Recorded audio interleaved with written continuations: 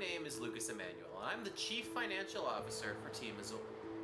I'm here today to present you upcoming information on Team Azule's games. First, let's take a look on an exciting new release. Please take a look at this.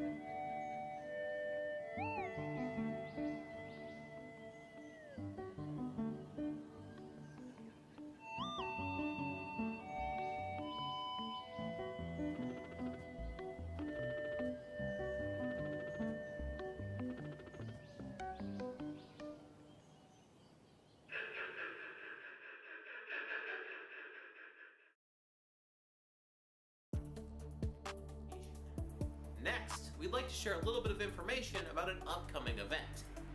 This December 16th and 17th, Team Azule will be traveling to the Sacramento Gamers Expo. At this expo, we'll have a full playable demo of Deitrus. We might even have some exclusive merch to share, but I don't know what it will be or what it will look like yet, so I'll just put it here in post. I hope it's good. Next up, we have a little bit more to show on an upcoming game release. Please take a look at this.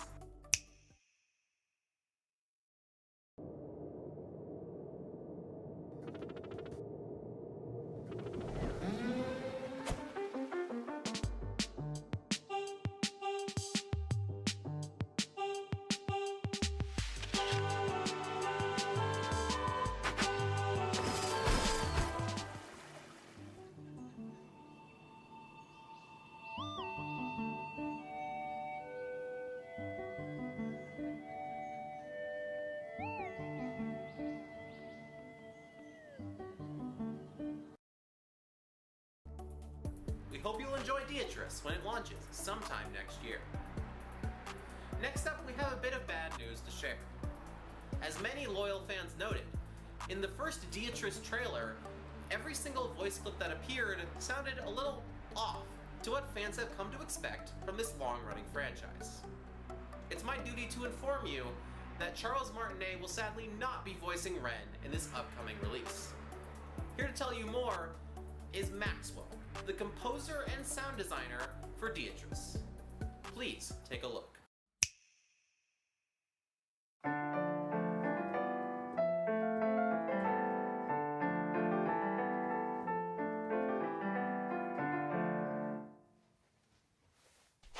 Thanks, Lucas. I'm Max, and I'm working on the audio for Deitrus. Unfortunately, due to an unforeseen workplace incident involving a bowl of spaghetti, Charles Martinet will not be lending his voice to the Deitrus projects. Instead, you can look forward to some silly gibberish voices, footstep sounds, explosion noises, some weird music. We've been working really hard on it, and I hope you enjoy the auditory goodness of Deitrus when it comes out. Thank you.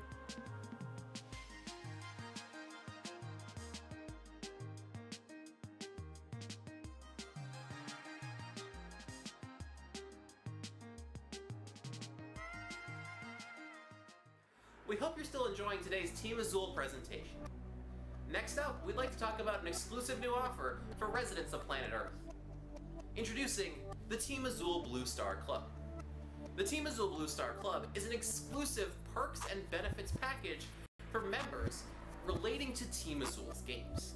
Simply go to our website and go to the brand new Team Azule Blue Star Club page. There you'll be greeted with a button that you can press to join the club. Once doing so, you can travel to our Discord and let any person know about the Team Azule Blue Star Club and the fact that you've pressed the button. Once you do so, you'll be given an exclusive role and access to the Team Azule Blue Star Club chat. We hope you enjoy being a member of the Team Azule Blue Star Club. Now, with the Team Azule Blue Star Club segment over, we'll move on to other games not related to the Team Azule Blue Star Club.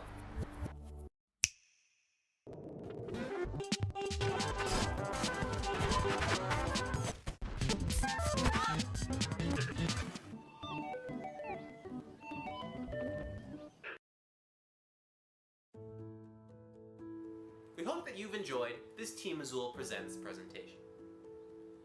We're almost done, but we do have one more thing to announce. Please take a look at this.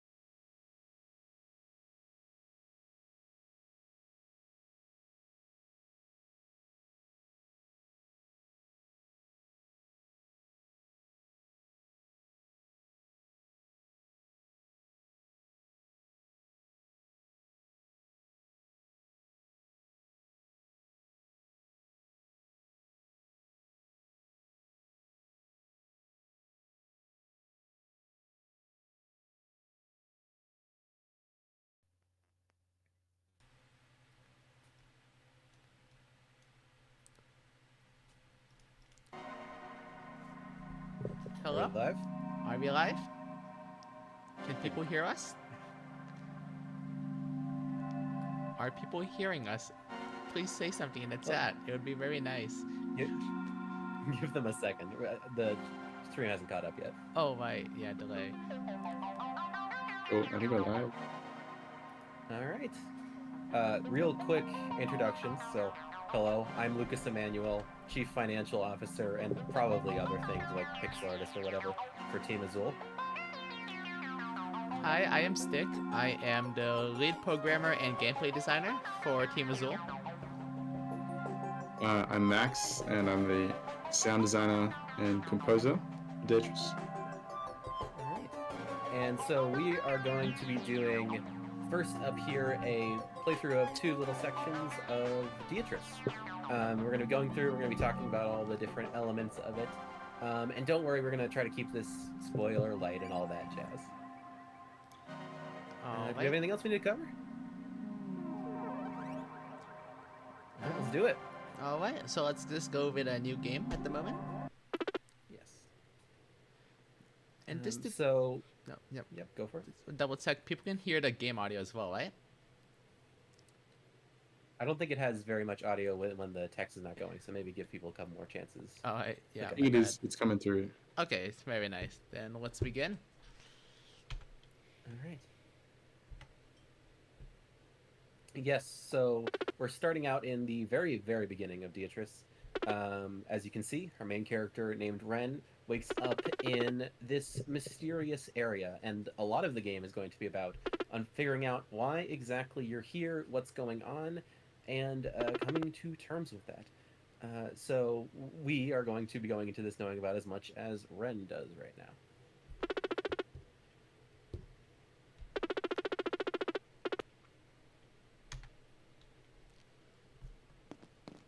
And a big focus of Deitrus is going to be on secrets and optional things that you can engage with or you cannot engage with. One very early one we have right here, actually, is you can go up into that door. It's not just decoration. And if you pop up there, wow, there's something mysterious happening here. Who's to say what's going on? But again, you'll be able to find out. See, it would be very cool if I pressed the spacebar, but I think the players deserve to do that themselves. Exactly. And this is also the first instance we're going to hear of Max, your sound design, specifically with that door, how it kind of reacts as you go up and down through it. Big old beefy door. Yeah, I'm gonna hear another awesome sound effect right now. Let me open this chest. Yeah. You can see. Plus And then 10. that's... Yes, you can see it. You've just collected 10 gears. So that's the collectible currency of the game. And they can be spent both on upgrades and also on other things that'll unlock parts of the world that you might not be able to access, which we'll check out a little bit later in the second section. But I guess let's continue onwards. Open this other chest. And then this is our first character. He needs no introduction because I'm pretty sure we spoiled him multiple times in the Twitter account. But if you haven't been paying attention, yes, this is Xanthor. It doesn't show up in this font, but the O-looking letter is in fact a 0 because robots. And this is another character that's going to be very pivotal as we go into the game. But yes, again, trying to avoid showing off too much of the story, but we'll do this little opening monologue area here. Wonderful. So we can progress into the next room. Yeah, let's do it. And this whole area almost serves as a bit of a tutorial for the game, so you're slowly but surely working your way up to the combat system, which we'll show off in a second here, but the first room, you kind of wake up. The second room, you're getting a bit more of your bearings, and you just saw the title card flash up, which is the abandoned facilities. So this is the title of the area that we're currently in. And those will appear whenever you enter a new zone.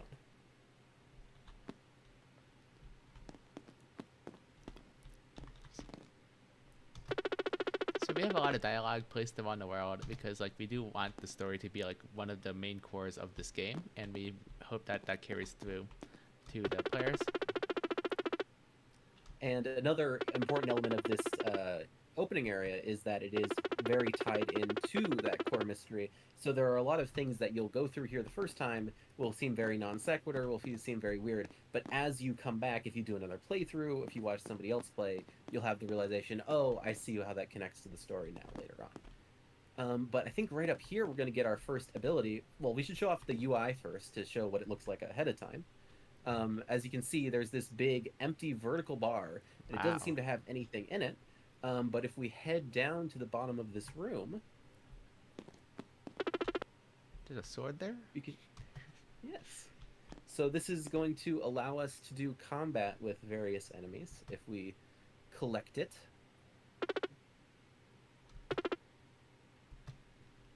And there we go.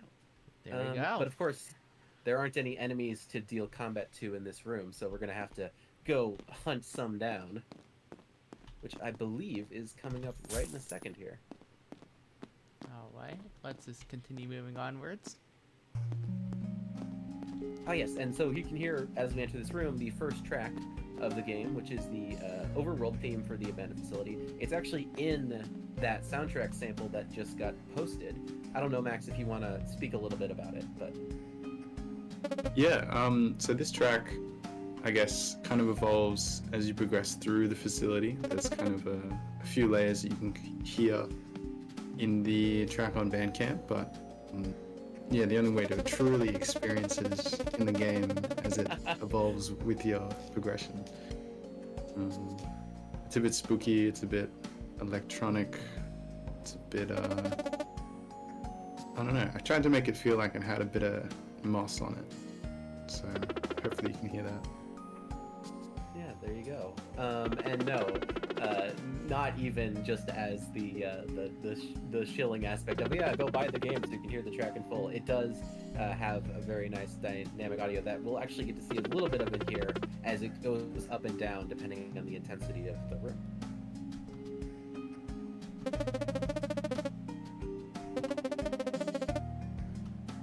Xanthor does say that it's going to do the tutorial, but we actually cut it out of this preview because we figured we just want to show off as much of the game's Azure content as possible. And I will say, the way that we present the tutorial in this game is very silly, so I hope you look forward to that when it actually comes out. So now we're in our first battle scene here, and we can see we only have one character at the moment, just Wen, and by doing this we can get a quick slash in, and also get put onto the dance floor, aka the battle grid. Yeah. So I don't know if you want to try and intentionally take damage here. Of course. Sorry, I'm just too good. Give me a moment. Yes, yes.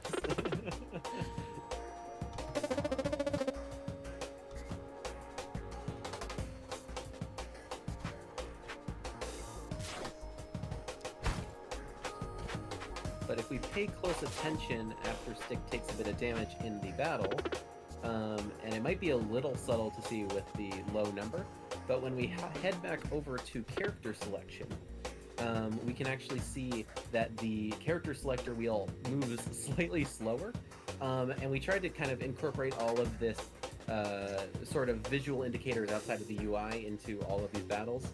So as the Toucan, which is the name of this enemy, gets a little bit lower on health as well, there will be a visual indicator on them. And it's just so, even if you're not paying attention to the different UI elements, you can still intuit how much health you and the enemy has. Alright, and we should be seeing Toucan's second attack right about now, where this flies up there and falls back into the ground. And also does that. Maybe I didn't need to say for you to intentionally take damage.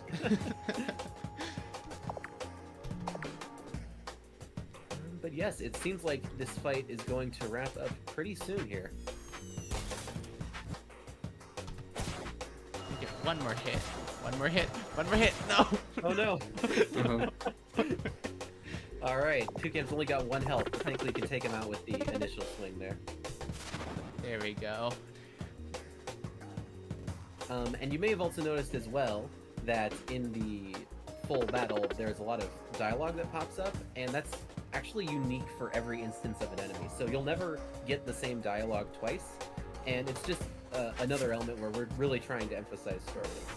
Also, your reward for defeating an enemy, you get more gears, so they serve both as your currency and as a sort of light XP system. So it rewards both exploration and doing battle to give you more money. Yep, and as we collect the last coin, we'll head back to the overworld and continue moving onwards. This will be a bit more of the library. Yeah, I think we have one more enemy to show off, if I recall. Yep, one more. Alright. Alright, Xanthor. Sarcastic. I wonder what's down there. Yeah, I don't think it's worth showing off, to be honest. Yeah. So this is a save point. I have to remember not to save for reasons you will see soon. But let me just tell you, the save points all have some really great dialogue, so make sure you save, and for other reasons as well. Yeah, like so many other things, there's bespoke dialogue for each save point. And also, if we listen closely to the audio in this scene, we can hear that the track has changed from the previous one. So I don't know, I can't speak to the specific change. Max could probably expand on that, but this is at a lower intensity than was in the previous scene. That's correct. Yes, this is there's a couple of different low intensities. We were just at the highest intensity, and of course the battle theme is completely different ballpark, but same kind of vibe. But yeah, we've lowered it. There's something coming. I feel like something on the horizon. Exactly. All right, let's head over to the next scene. Got it. Oh wow, what is this?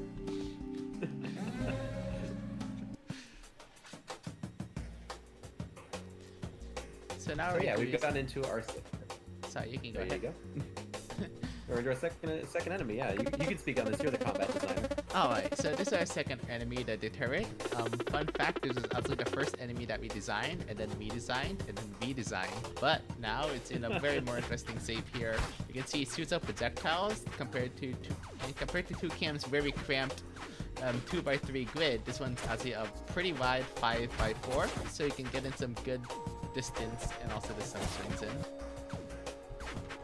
And this one is a bit of a step up in difficulty from Toucan, but it's still quite reasonable, especially because it leaves you a lot of opportunity to counterattack it during its different moves.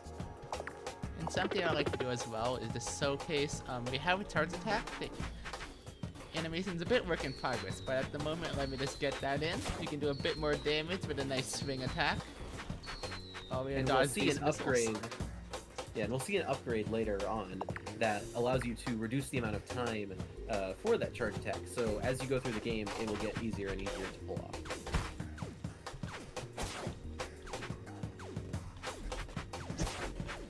Going through the turret a bit faster because we do want to show off some other content here.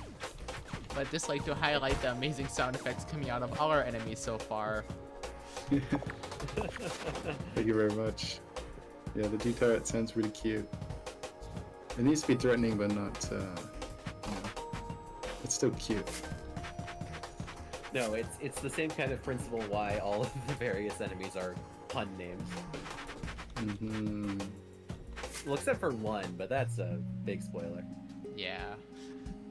All right, I think that's about all we're going to show off in the lab area, unless I'm forgetting something.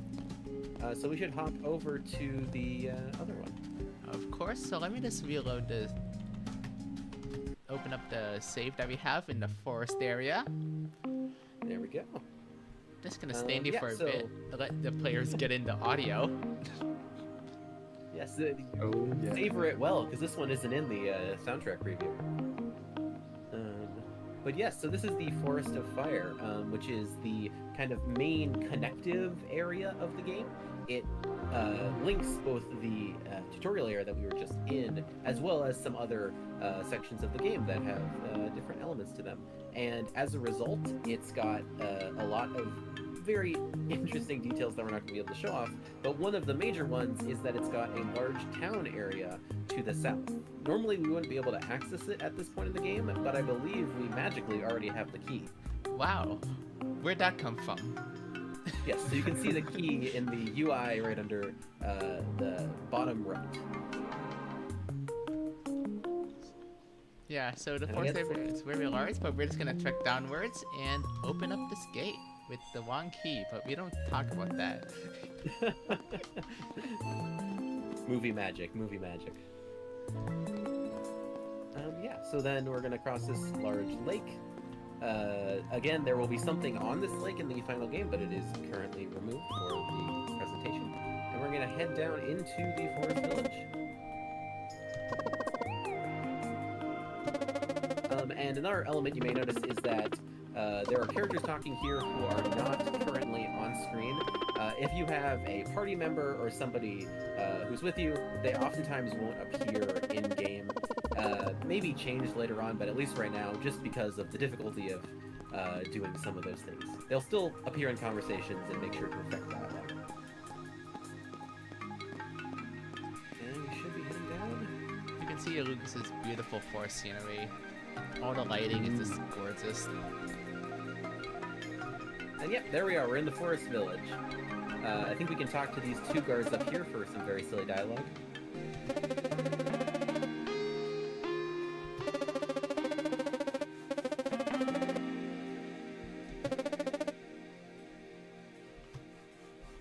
So he's a liar.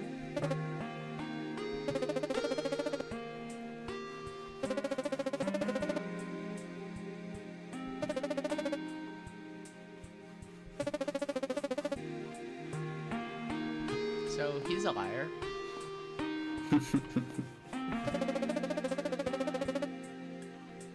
Oh. Fair enough. But all right, yes. So we are now in the forest village. There are a bunch of buildings in this area, various different NPCs and people you can interact with.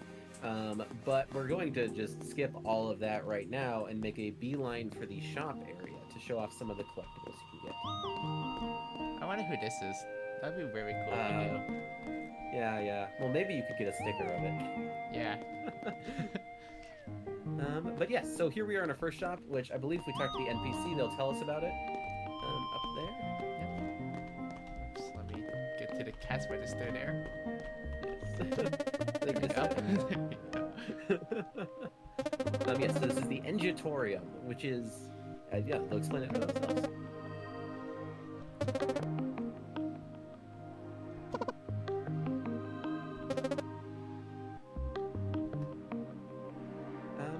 So you can see in stock right now they have 3 different upgrades. If we go and interact with them, I believe they'll tell us what they are.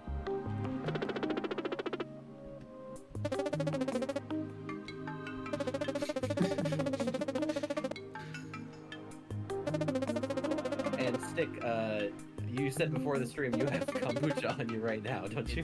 It's in my hands. Getting that power without even spending 30 gears. It's true. Stick is truly influencing the upgrade system of this game. So let's buy this one, because I forgot to mention before, we got a lot more money from a small investment from no one. From not at all cheating. Yeah. So let's just purchase this. And who's the upgrade? So whenever you buy one of these items, you can also choose which party member you want to upgrade. So right now in our party we have Ren and Chloe. And so I suppose since we've been showing off Ren this whole time, why don't we upgrade her? You got it.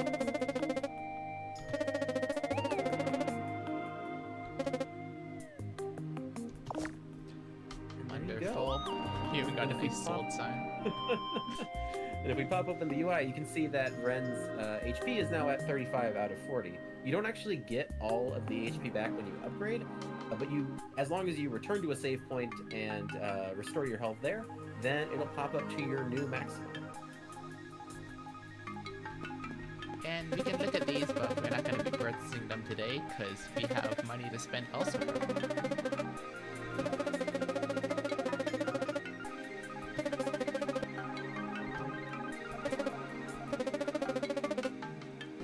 I thought so too, Clara. Thought so too. Yes, so then the other 2 that you can see in there, the first one, as you saw, upgrades the amount of damage you do when you are slashing, and then the second one will upgrade how much time it takes for you to charge up your charge attack. Alright, I think we should enter the next shop with the key sign out front.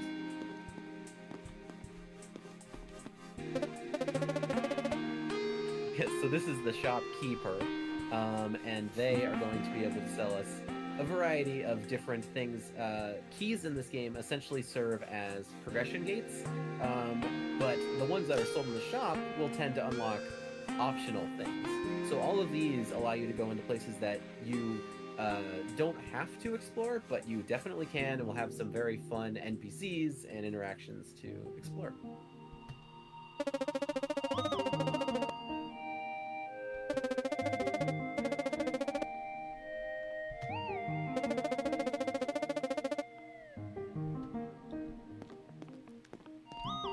So up here we have this mysterious broken blob, and this one actually is the fast travel key. So this will allow us to get around via various fast travel gates throughout the world, and this is great if you're trying to collect collectibles that you might have missed, just get to places much faster, or anything in regards that you'd want to travel faster.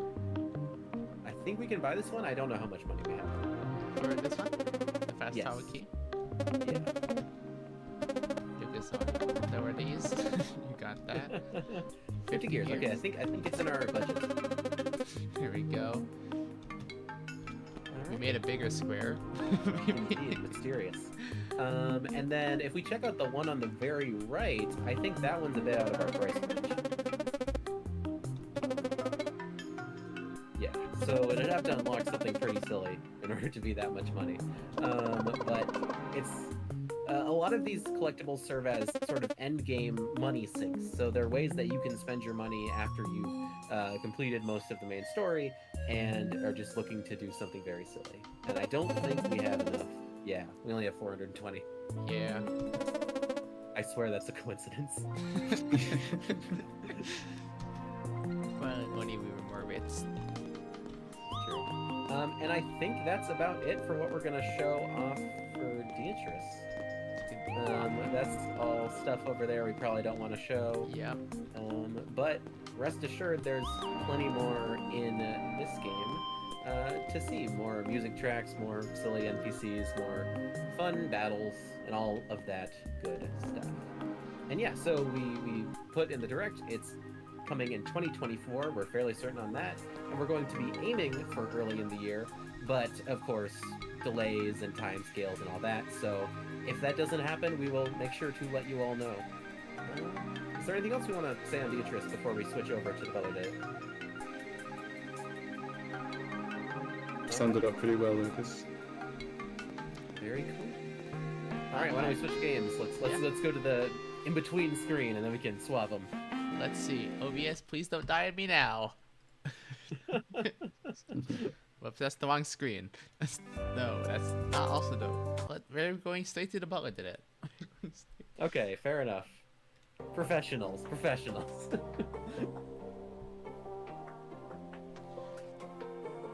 So, yep, we should have the Butler did it open. I'm just gonna be waiting a couple moments just to make sure it shows up on stream as well.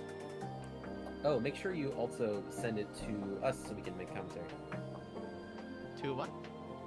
Through Discord, so we can actually see it. Wait, let me do that. But yes, looking at the stream, it looks like it is fully up there. Wonderful. So that should be live. There we go. We are now on to the Butler did it too. That we can hear the audio for the Butler did it, anyone who's left in chat.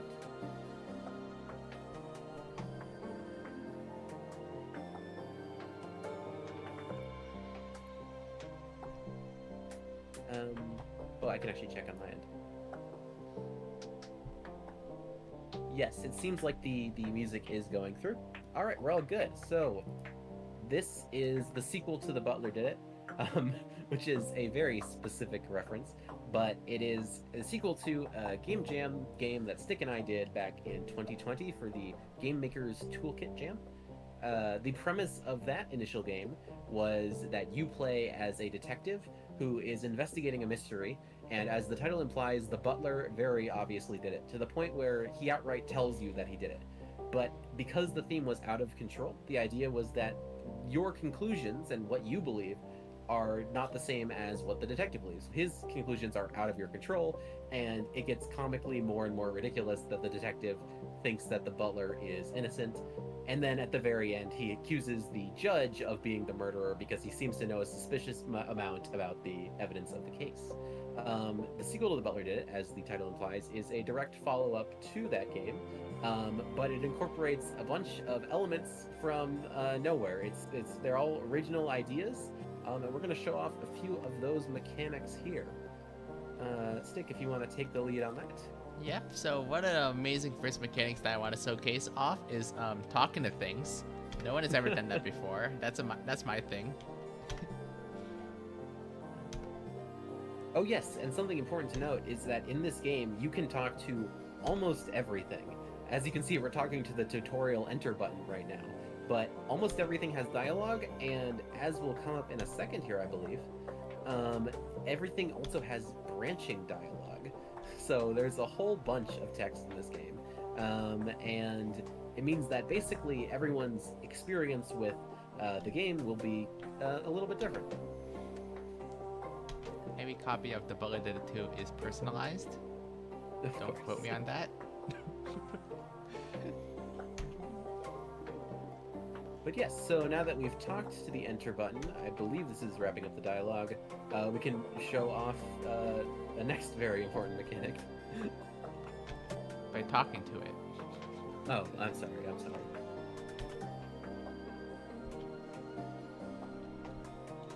Alright. Uh-oh. Yes, so as you can see here, Stick just fused with the spacebar, which is yet again a very original mechanic that nobody has ever done before. And this Seems to be seems having to have technical difficulties at the moment. technical difficulties. Give me one quick moment here. One very of course, fast it happens moment. on the live version and not beforehand. But had that gone correctly, you would have been able to see as the spacebar fused. Yep, I'm just reopening the game real quick to send you back to the rating screen. Hopefully that's what you're seeing and nothing else. And it should be back. One moment. I should have made a technical difficulty screen. I should have anticipated. No, we're just very optimistic, and that's what we need. Yes. All right.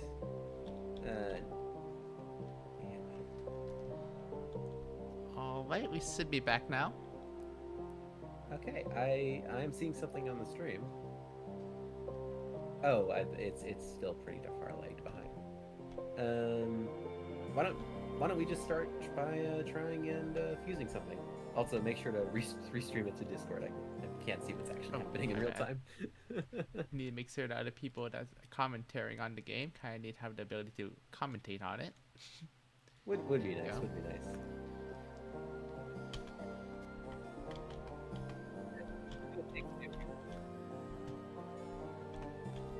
Seems like the spacebar is giving us a bit of a jam right now.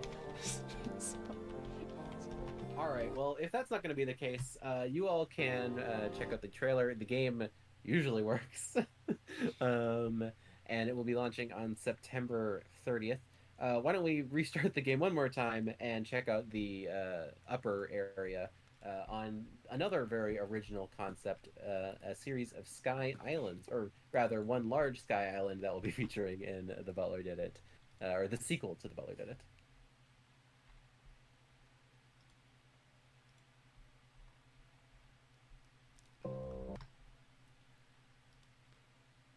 Just setting that up. One more moment. Very sorry about all these technical difficulties, but that's just the reality of streaming. It's not too far out. You'll be able to play it.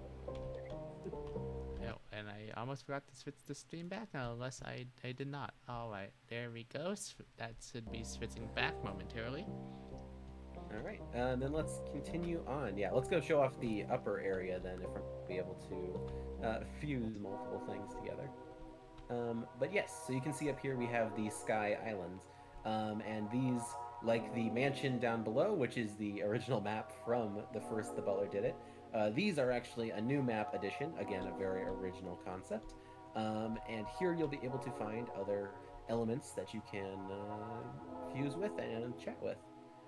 We should probably avoid talking to that frog. He seems really story relevant, but maybe we can talk to this cloud. Alright.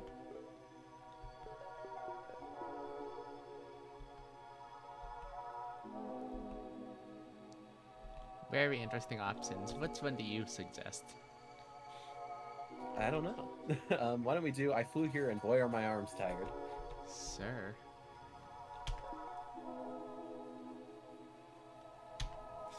That is pretty funny. And there we go. I don't know if we want to try and fuse him. I don't know if he's going to break things or not. There we go. Alright, so we've successfully fused this cloud. Maybe it's just spacebar that's being mean right now. And yes, so this fusing mechanic is very original, but it's actually, hypothetically, if there were some game out there that were to incorporate this, it's actually more elaborate than that, because this one allows you to fuse multiple things. We're not watching TV, you're watching a stream. Ha. And yes, Oh, so no, as you TV. do this, you'll be able to fuse No. multiple things together. And it looks like the TV is also mad at us. All right, well, regardless, these will all be ironed out when the game is out on September 30th. Is there anything else we want to do on this apparently breaking game? We can open up the thing. Lotus. Oh, yes. There we But go. yeah, I think that's about all we wanted to show anyway, just well, with less breakages. The Butler did it. The sequel to The Butler did it. Yeah. Alright, thank you very much for watching our stream, and I highly recommend. We're going to be posting the wish list for Deitrus in the chat momentarily, and we very much ask that you do so, as it will definitely support our game, and just let Steam know and let other players know that you're interested in our project. And we Yes. really hope that you enjoyed. Yeah. Yes. As we're also done, doing a little bit of shilling, I also just want to say thank you, everybody, in general, for paying attention to a very silly idea that we had a month ago. But yeah, I think that's it. Alright, thank you so much for attending, and we're gonna head out now, and stay cool, and wish the Team Azule had a slogan. Goodbye. Yep. Stay cool. Stay cool. That's it. We're going with that. Stay